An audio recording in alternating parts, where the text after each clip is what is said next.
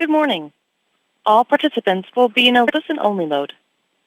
Should you need assistance, please signal a conference specialist by pressing the star key followed by 0. After today's presentation, there will be an opportunity to ask questions. To ask a question, please press star, then 1. To withdraw your question, please press star, then 2. You may also submit a question via X by sending a post to @TMobileIR or @SereniGopalan using hashtag TMUS. I would now like to turn the conference over to Kathy Yao, Senior Vice President of Investor Relations for T-Mobile US. Please go ahead. Good morning. Welcome to T-Mobile's second quarter 2026 earnings call. Joining me on our call today are Srini Gopalan, our President and CEO, Peter Osvaldik, our CFO, as well as other members of the leadership team. During this call, we will make forward-looking statements which involve risks and uncertainties that may cause actual results to differ materially. We encourage you to review the risk factors set forth in our SEC filings. Our earnings release, investors fact book, and other documents related to our results, as well as reconciliations between GAAP and non-GAAP results discussed on this call, can be found on our investor relations website. With that, let me now turn it over to Srini. Thanks, Kathy, and good morning, everyone. We're here in New York City today, excited to discuss our results. Q2 was another extraordinary quarter of executing on our strategy and delivering against the ambitious goals we set out at our February Capital Markets Day update. Our strategy is simple, but truly powerful. Give customers the best network, the best value, and the best experience, all in one place. That's how we eliminate trade-offs for our customers, and that's what truly sets us apart. Nothing demonstrates this better than our NPS, a record high 46 this quarter.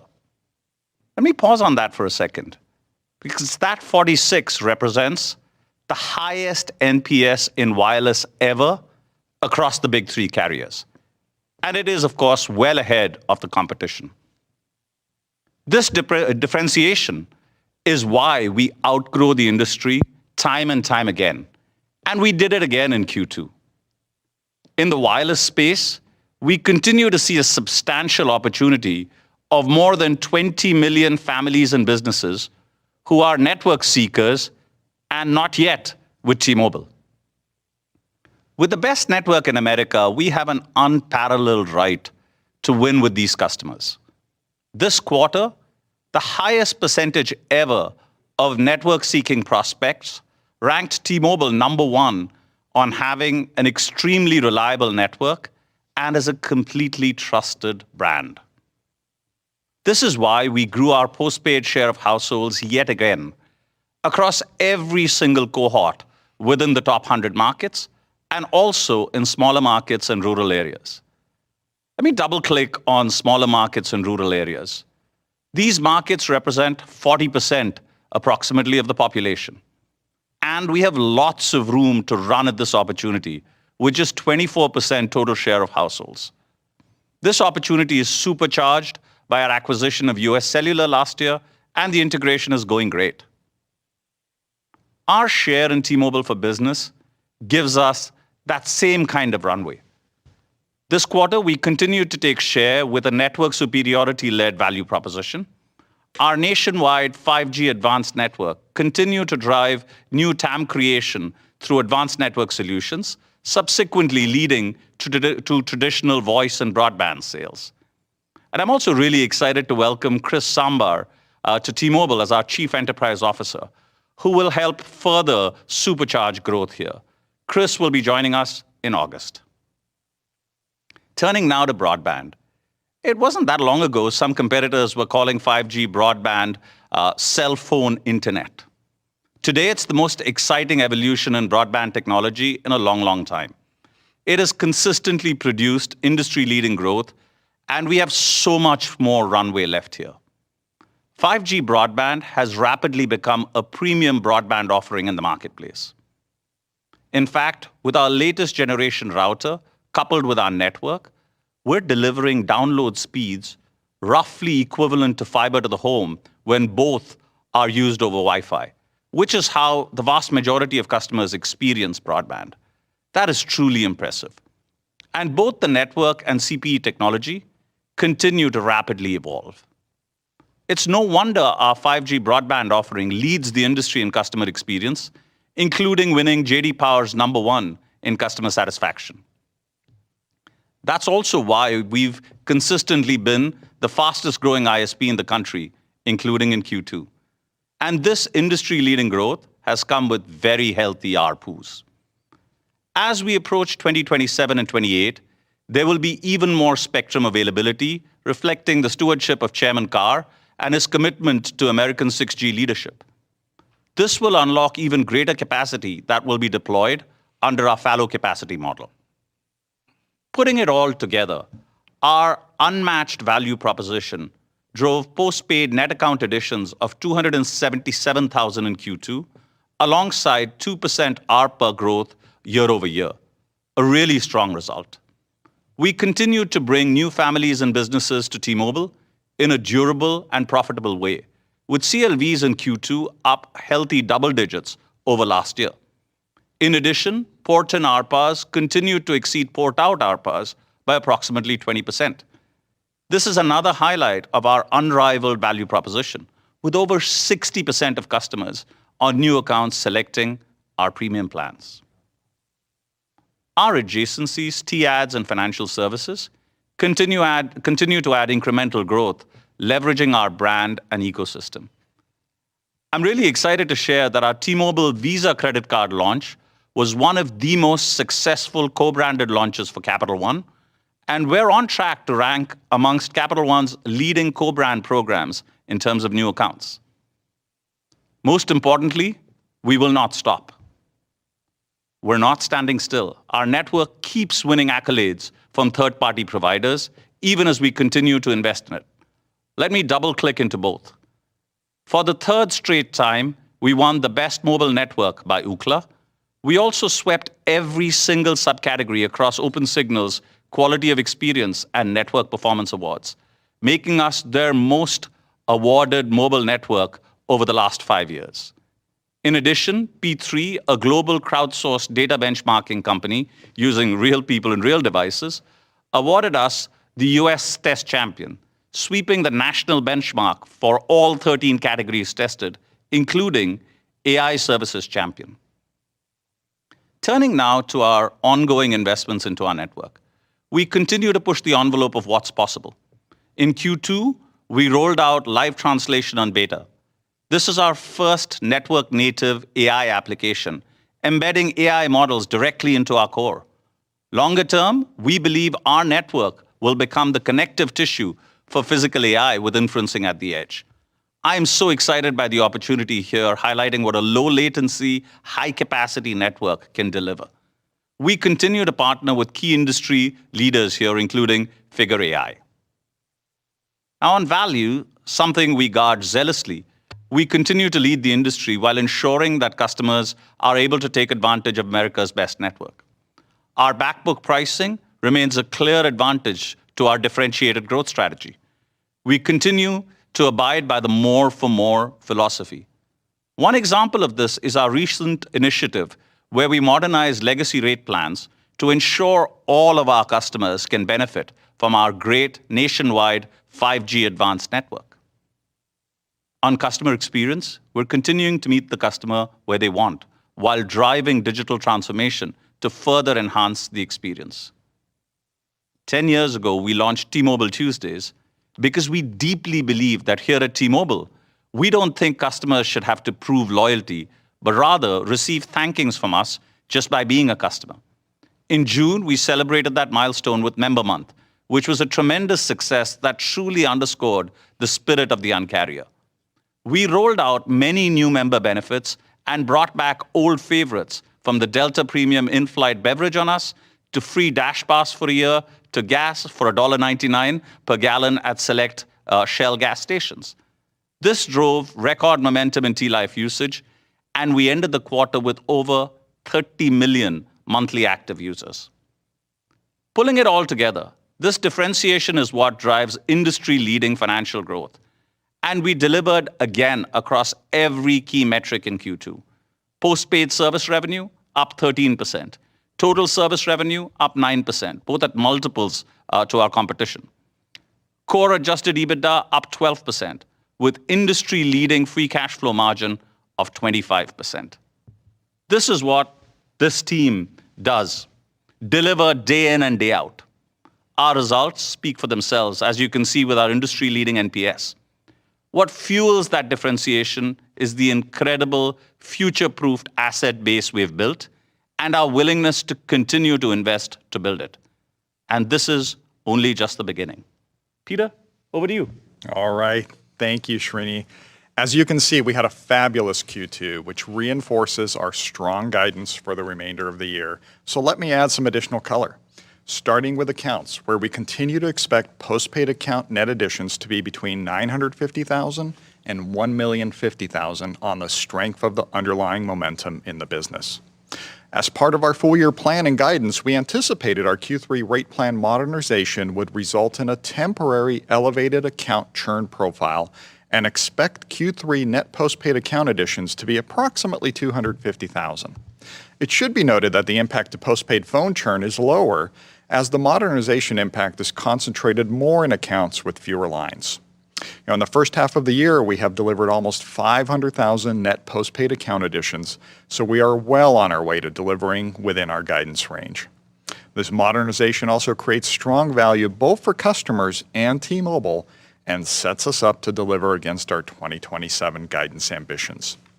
So turning to service revenues, we continue to expect to deliver full-year service revenues of approximately $77 billion this year, representing 8% growth, with Q3 expectations of approximately $19.3 billion, or up 6% year over year. As part of that service revenue guide, we continue to expect strong postpaid ARPA growth of between 2.5% and 3% this year. We continue to expect core adjusted EBITDA to be between $37.1 and $37.5 billion for the full year, representing 10% growth year over year at the midpoint. As part of that, we expect Q3 core adjusted EBITDA of approximately $9.4 billion, or up 8% year over year. Our expectation for full year 2026 cash CapEx remains unchanged at approximately $10 billion. And finally, we are increasing our adjusted free cash flow guidance to now be between $18.4 and $18.8 billion, an increase of $200 million at the midpoint, primarily driven by lower cash income taxes.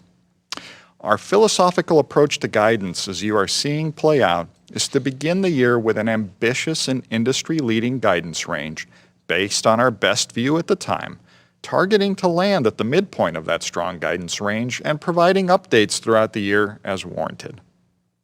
Turning to shareholder returns, in addition to our dividend, we're also excited to have repurchased an incremental $2.5 billion in Q2 and through July 17th. If you step back, since beginning our share buyback program in late 2022, we have repurchased 253 million shares and reduced total shares outstanding to 1.07 billion.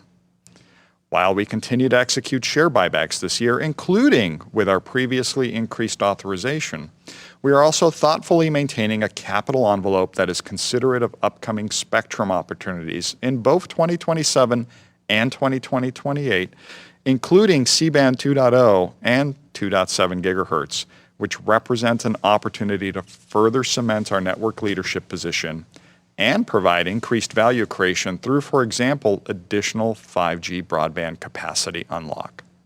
To sum it all up, we continue to see strong momentum in the business and cannot be more excited for the future. And so with that, I'll now turn the call back to Kathy to begin the Q&A. Kathy? Thanks, Peter. Okay, let's get to your questions. You can ask questions via phone by pressing star then one, and via X by sending a post to @TMobileIR or @SriniGopalan using hashtag TMUS. We will start with a question on the phone, operator. First question, please. The first question comes from Sean Diffley with Morgan Stanley. Please go ahead. Great. Thanks very much. I was hoping you could discuss how you're thinking about volume versus price growth this year and any comments on the competitive backdrop. Obviously, a bit less volume growth for you guys this year.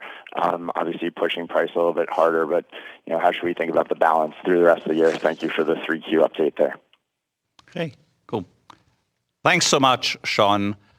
It's not just a question of this year. I mean, the way we've historically thought about price versus volume really centers around CLV and the opportunity to maximize the total amount of value creation that we bring through differentiated propositions. And that balance, we titrate that balance very carefully to make sure that we're generating both the right volume as well as the right CLV. The exciting piece for us is the double-digit growth we've seen in CLVs. And I think it's fair to reflect on the fact that that's not kind of some independent variable. That's very closely linked to the fact that the perception of our network is at an all-time high. And so we're attracting more network seekers than we ever have before. Again, our port-in versus port-out ARPA ratios, you can see that our port-in ARPAs are 20% higher than our port-out. So it's a careful titration of where we want to maximize volume versus where we want to maximize value, all bought together with CLV. Now, Peter, do you want to add? Yeah, I think you're seeing, if you double click a little bit in there, obviously we have aspirations for both the P and the Q with what you've seen with our now raised guidance since the beginning of the year aspirations. But also what's interesting is, yes, we delivered 2% year over year postpaid ARPA growth.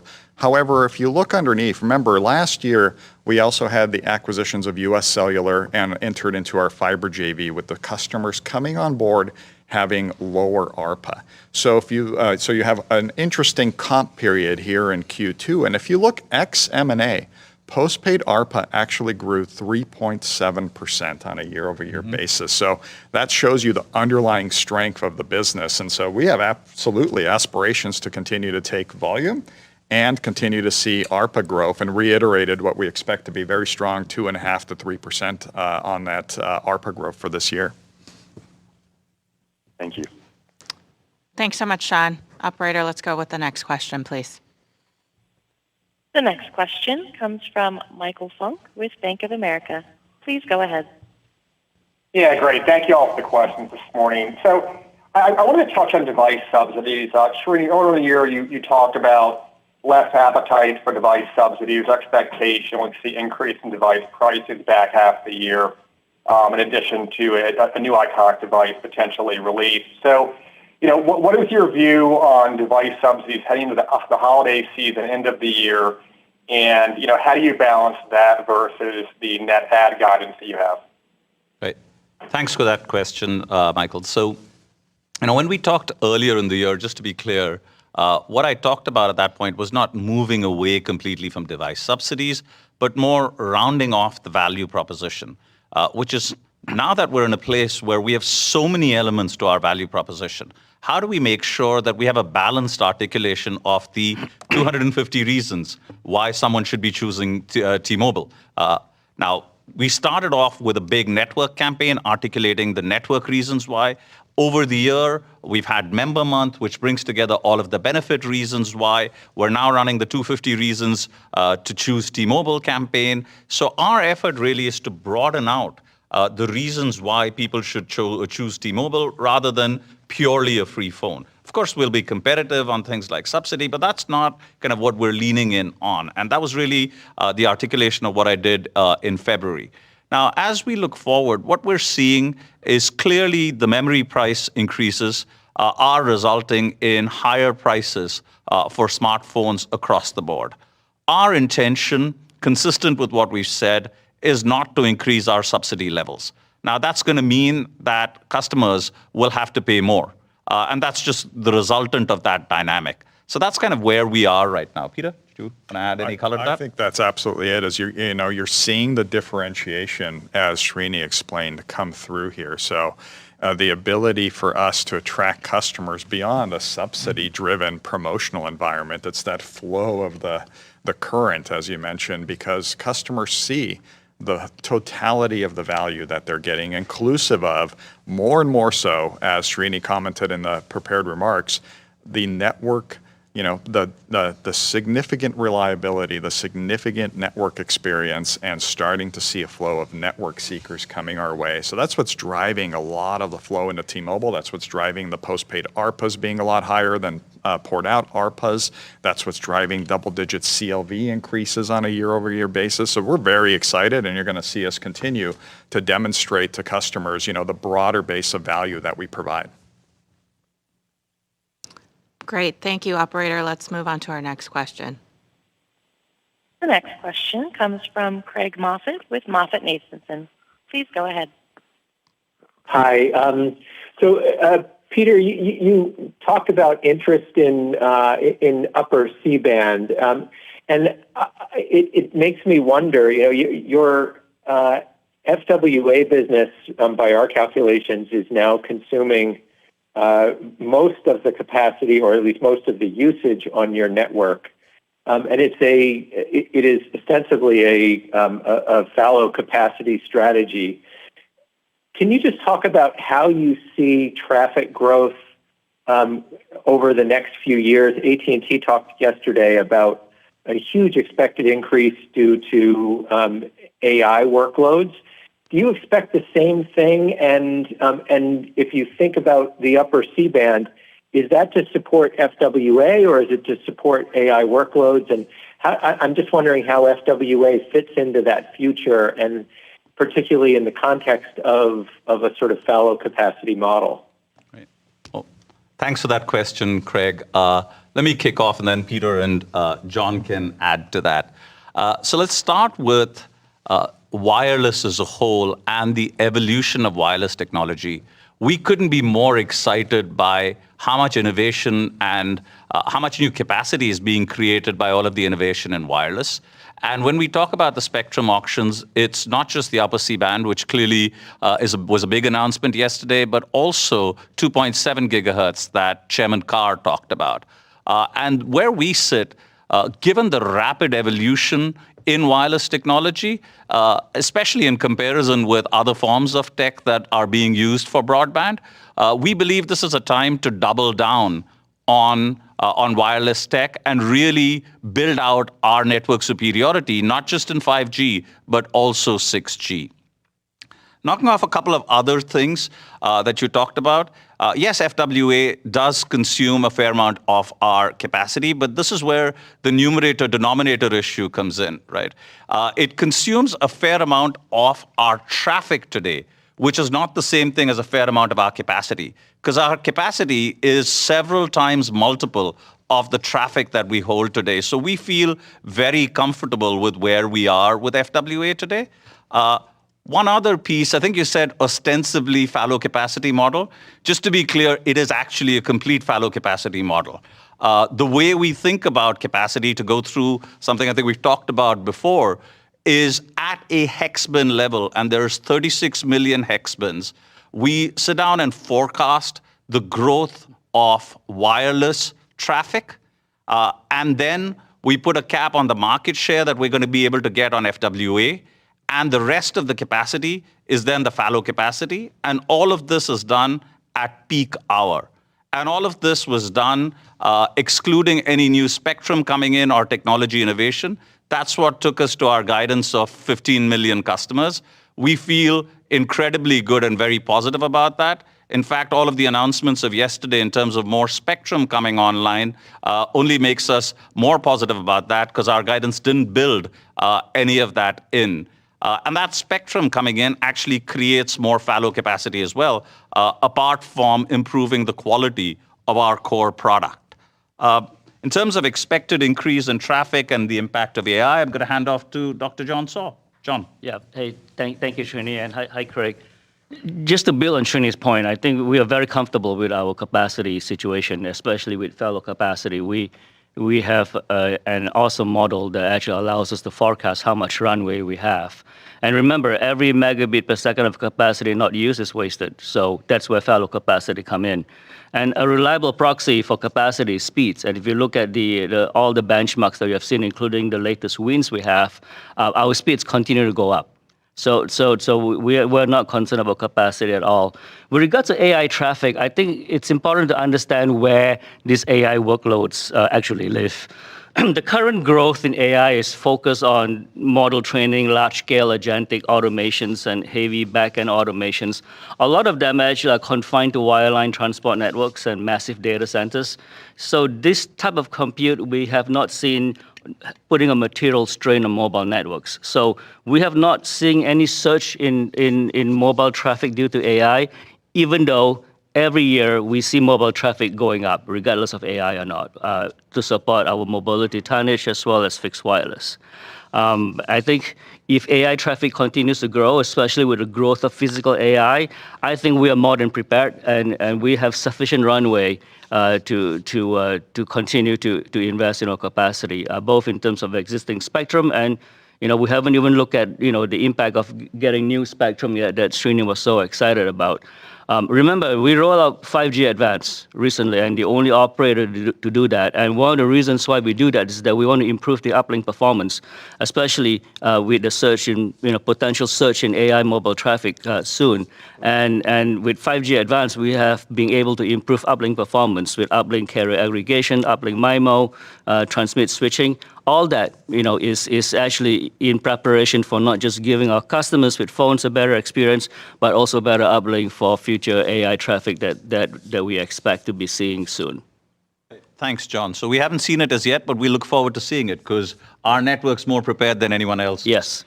Peter, did you want to add to that? Yeah, Craig, I think you asked some great questions. Just to be clear, what he said is, that utilization of the network traffic is completely by design from the fallow capacity model, and capacity is way in excess of current utilization.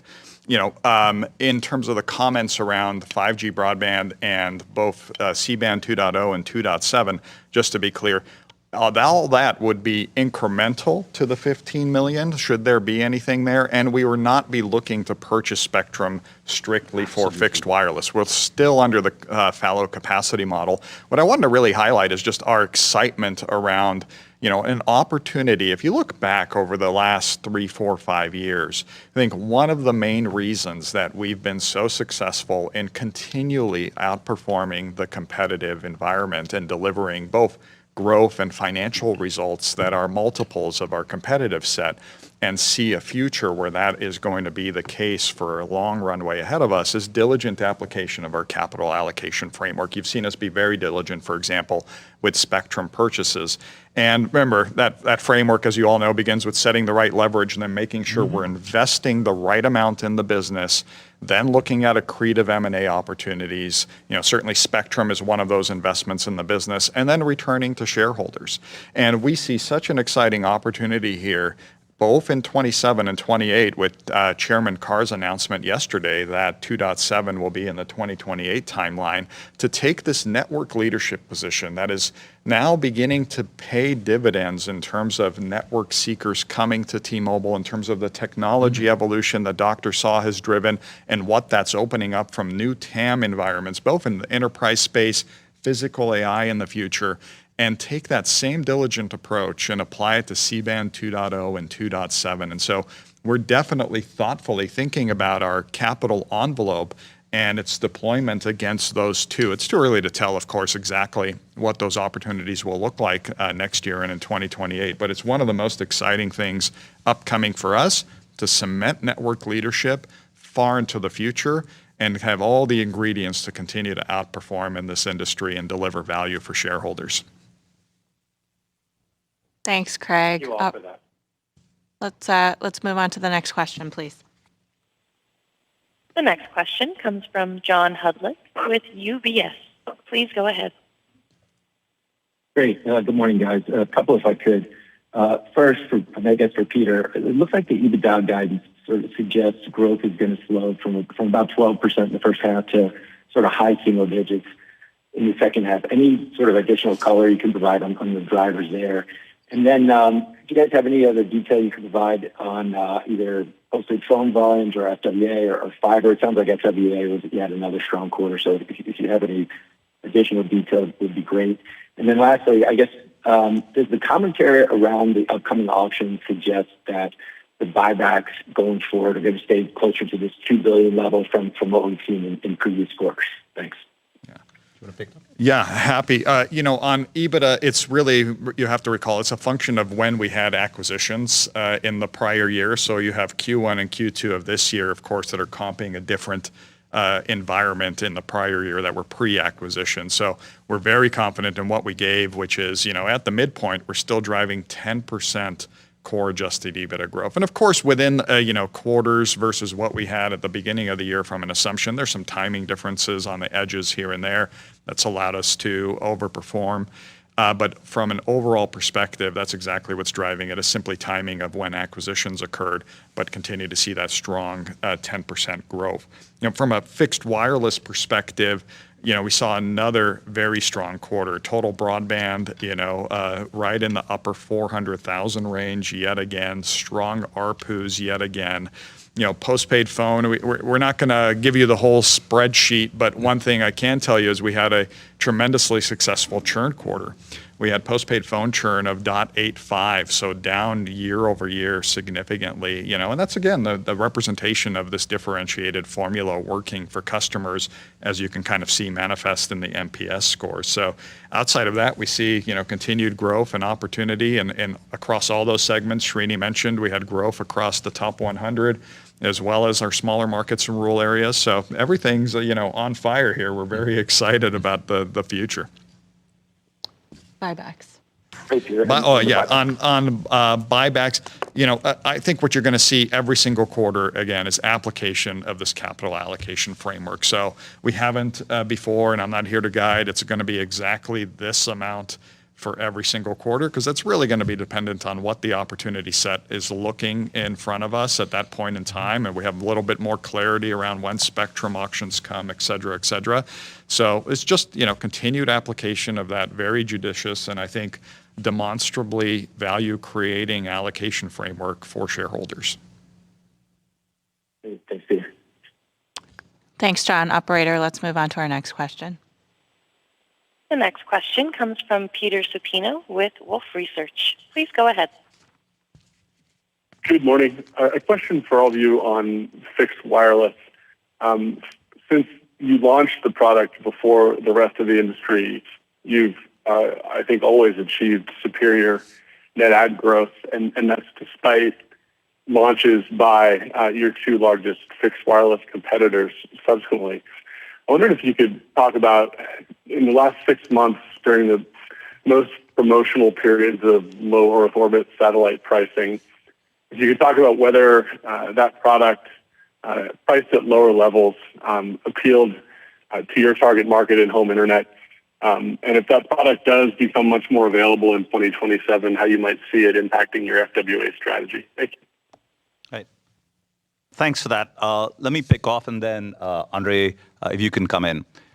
So the way we think about FWA versus LEO at a very high level, firstly, is there's a big enough market for both of us to go after, because there's a large incumbent pool of inferior product with inferior pricing, whether it's in urban or rural. Now, Andrea will lean into this a little more in terms of the differences on where we are on urban versus rural, and our perspective on LEO. But the one thing I'll leave you with is ultimately our product superiority driven by our network superiority has really been the heart of our success. Our median download speeds have consistently grown over the last 2 years. Even as our wireless speeds have grown, our routers are becoming better and better. We fundamentally offer a significantly better product than our FWA competitors or LEO. And it isn't much more complex than that in terms of what's driving success. But Andre, if you want to lean into it. Thanks, Srini. And thank you for the question, Peter. So I think, so first, let me break it into two pieces. One is, why are we outperforming everyone else, and why are we doing so well? And it's not, curiously enough, it's not because we went first. It's just because our product is significantly better. This is where our network also shines in terms of the amount of capacity we have and the amount of development we've put into our network. John talked about what we've done with 5G SA, then what we've done with 5G Advanced. We just have a better product. And I think it was highlighted in the beginning of the call. that when you measure speeds over Wi-Fi, our product is delivering fiber-like speeds over Wi-Fi. That means that us, unlike our competitors in some of this space, have graduated from being what was in the beginning perceived as just a discount product towards being a great premium technology product to deliver broadband service. And that, if you want to encapsulate that into one statistic, is our net promoter score on broadband is higher than the net promoter score of all the other broadband categories in the country, including fiber. So it's just that we have a better product, the product performs well, and it's continuing to improve its performance over time. The second thing when we talk about LEO and satellite, just 2 or 3 things I think are important to keep in mind. One is 2/3 of our customers are in the top 100 markets. That's exactly the markets where capacity will be significantly constrained for satellite broadband because of the beam sizes. And so we don't see concerns there. And as Srini said, there's a lot of space and a lot of room to grow. And so I think we're not concerned with that. Our performance, you talked about the last 6 months. The last 6 months have been extremely strong in terms of revenue generation, and they've been extremely strong in terms of net adds. So again, we have a premium product. We're mainly today urban, and if the last 6 months are any evidence of what's to come, then the last 6 months have been great. Right. And just to add on what Andrei said, 2/3 of our customers are in the top 100, and our shares are lowest in the top 100. So there's a lot of runway ahead of us on FWA. Yeah, and I'd probably finish, Peter, with, I think we mentioned this when we were giving the 15 million target, but not only is it a fallow capacity model, but it also included very conservative, rational market share caps. Yeah. And so that's another mechanism by which why we think it's a very rational, 15 million subscriber target by 2030. Great, thanks, Peter. Operator, let's do another queue on the earnings queue. The next question comes from Kannan Venkateshwar with Barclays. Please go ahead. Thank you. So Srini, strategically, when you think about LEOs, why isn't this a bigger opportunity for you to lean into even more? I mean, just taking the other side of this, in the sense that your peers have, plans to build out 50 to 60 million fiber passings around the country. And building that takes time, costs a lot of money. You have fixed wireless capacity, but obviously, it eats up some degree of spectrum. And if you were to partner with a satellite company and offer broadband nationally, along with wireless, it not only opens up spectrum for you, but it suddenly gives you a nationwide footprint to take on your peers without really putting in a lot of capital. So why not lean into satellite even more? Instead of just using it to backfill some of the less served areas. Thanks. Thanks, Karan.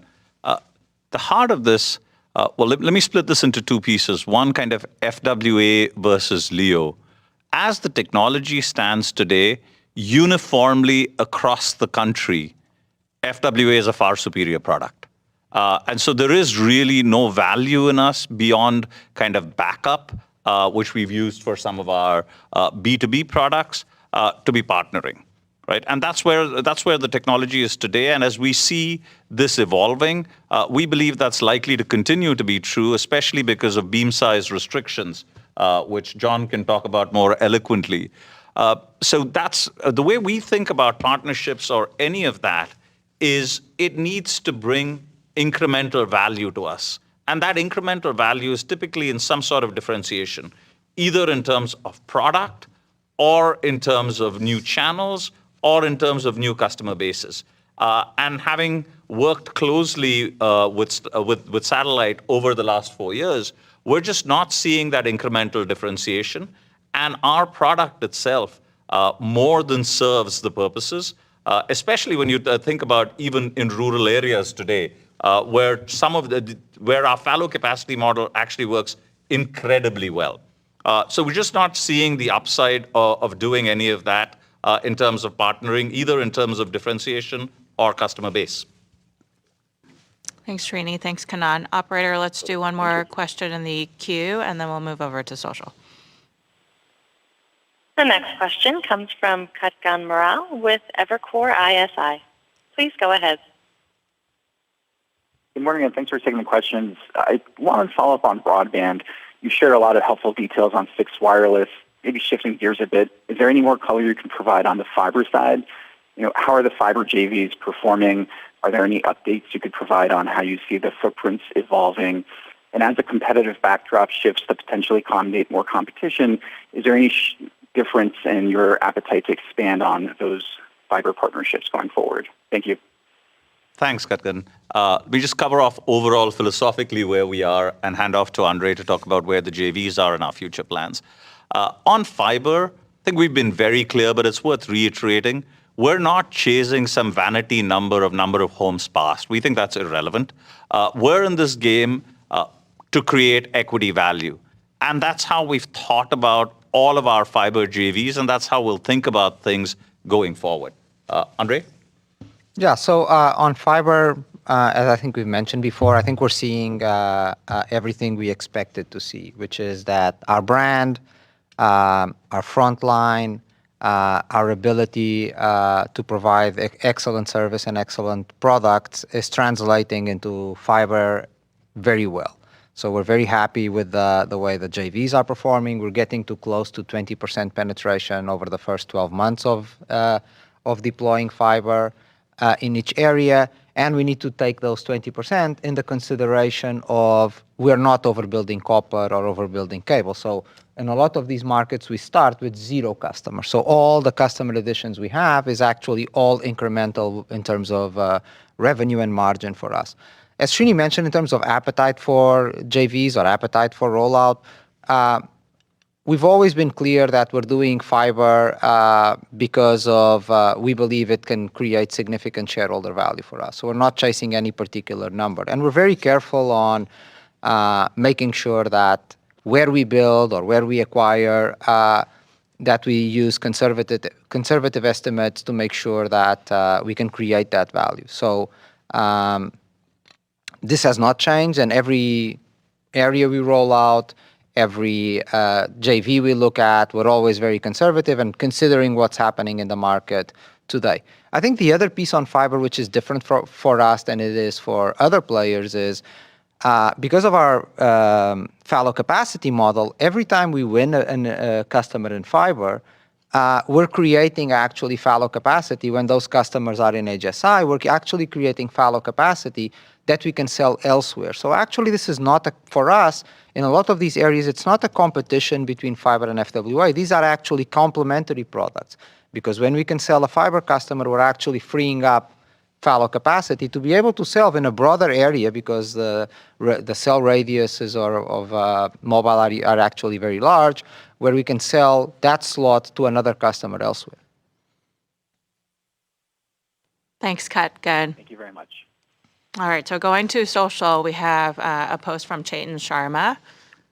What proved to be the most effective tools in your toolbox in dealing with the surge in traffic during the sports-heavy summer this year?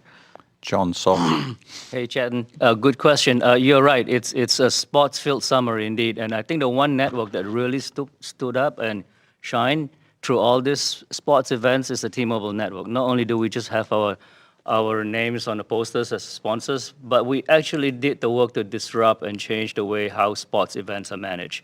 Whether it's using network slicing for live broadcasts for the PGA and the US Open golf events, or to use slicing for wireless terminals and ticket entry. And of course, the big event, Chetan, is the World Cup. And if you look at the Open Signal report, in terms of who has the fastest network in all 11 locations where the US hosted the World Cup, it's the T-Mobile network. So coming to your questions on tools, we have a lot of arrows in our quiver and tools in our toolbox. Starting from the tried and true small cells and cellular on wheels, Colts on wheels, we do that. Obviously, I talk about slicing. By the way, including T-Priority, which is, in every one of these events, we provide a very good prioritization and preemption service for our first responders with a product called T-Priority. But the one thing that I'm excited about that is fairly new is using AI for a product called Dynamic CX, where it actually works with our self-organizing network to figure out signal conditions, channel conditions when there's crowd surge coming, and making network adjustments so that everybody has a good experience. In fact, Dynamic CX is so autonomous that we don't even have to tell it what events to look at. It looks into the calendar and figure out where the crowds are going to be and actually makes adjustments to cell sites nearby into higher capacity mode. So, we have seen some amazing results when we use that for all the World Cup events, especially at the watch parties, including the big one here in New York in Central Park, and we're very impressed with it. So, to your question, a lot of tools, we continue to innovate, and now bringing in AI and self-organizing network is changing the game for us.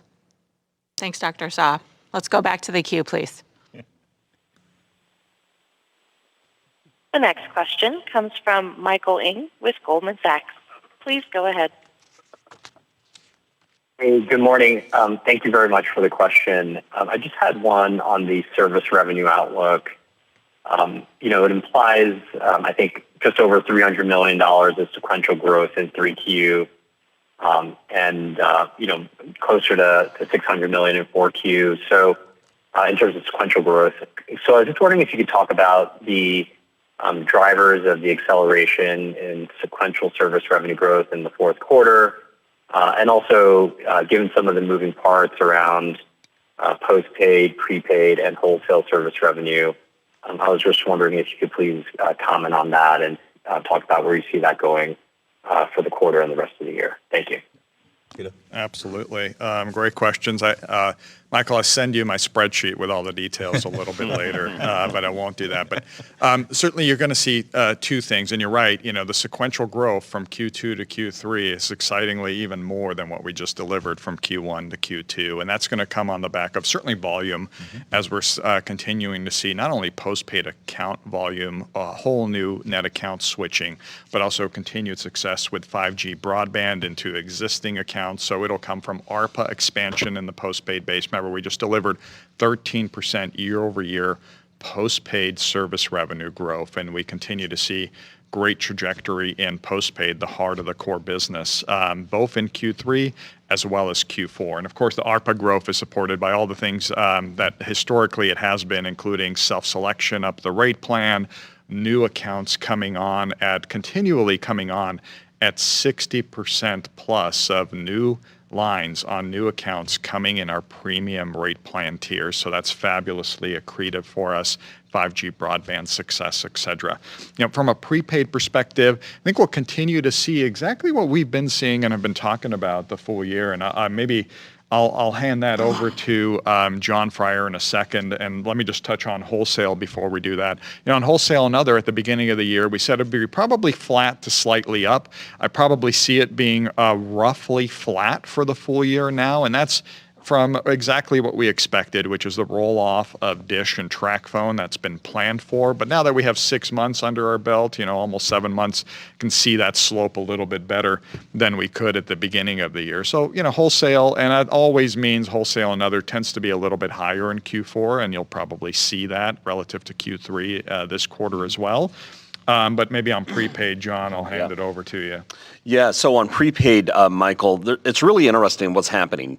First of all, as most of you know, we have an incredible portfolio of prepaid brands. The flagship prepaid brand, Metro by T-Mobile. Of course, we have T-Mobile Prepaid, Mint Mobile, Ultra. We have a great portfolio of prepaid brands that's really still really resonating in the market and attracting a lot of customers.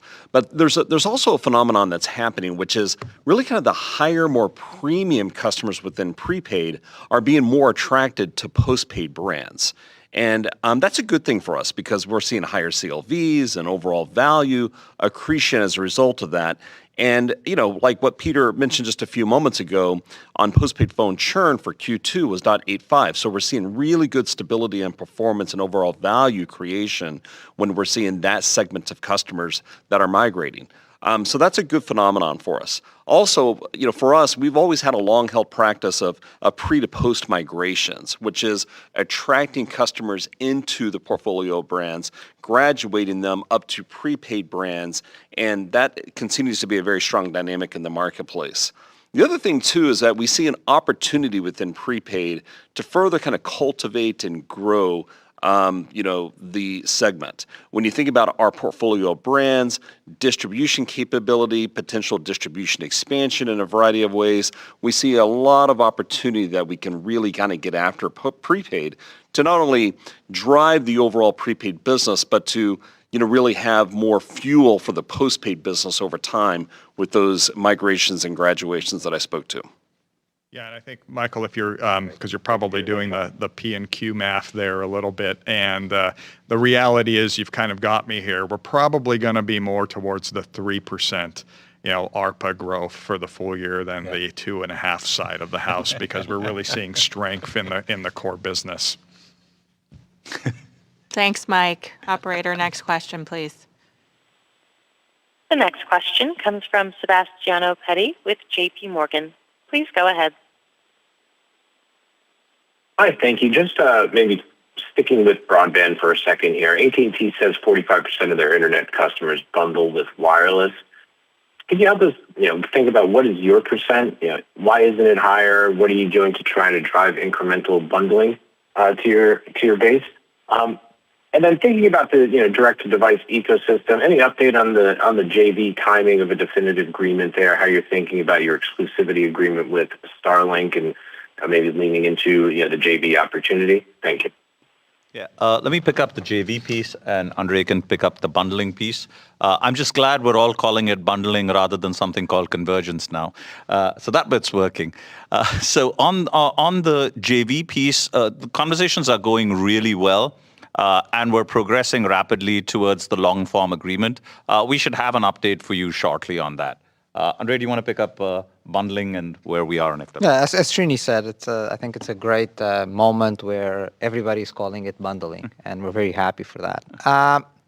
That being said, so if you were to do the same math of how many of our broadband customers also have mobile within the bundle, for us, that's closer to 70%, and it's closer to 45%. So, but again, we've always taken the approach that this is one of the formats of bundling.